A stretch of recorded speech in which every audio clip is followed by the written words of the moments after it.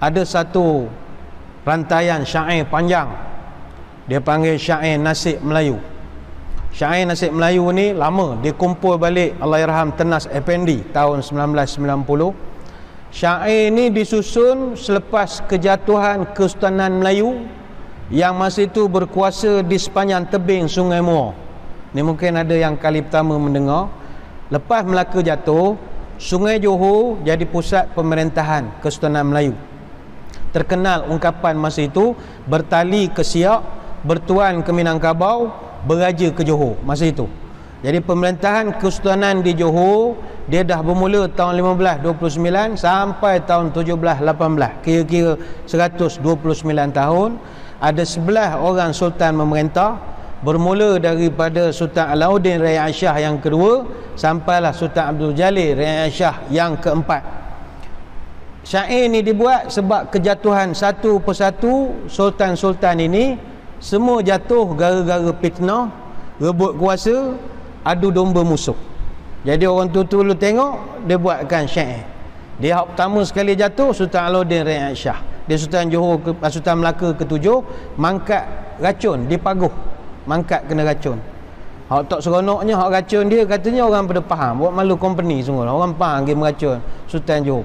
Tapi ni sejarah panjang kenapa jadi semua politik lah. Politik. Zaman dulu dia racun je, kalau serabut-serabut dia racun je. Sampailah Sultan Tebing Sungai yang terakhir sekali, Sultan Abdul Jalil Raya Shah yang keempat. Kekuasaan di Johor, tapi mangkat dibunuh di Kuala Pahang. Tikam di Laksamana Nakhoda Sekam. Ada makamnya kampung merhum sana. Bayangkanlah begitu jauh sekali makamnya sampai ke Pekan.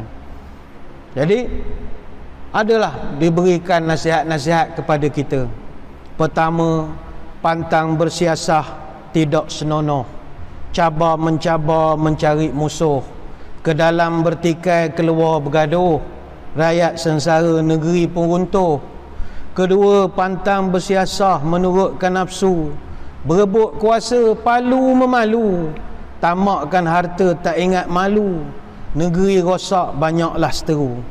Ketiga, kata orang tua, pantang siasah mabukkan pangkat. Berebut kedudukan, jilat menjilat. Berebut kuasa, hambat menghambat. Negeri rosak, nama pun cacat. Hidup mati akan dilaknat. Yang keempat, pantang siasah memecah belah, mengadu domba umat manusia, baik sekaum, sesuku bangsa maupun antara keluarga dan marga.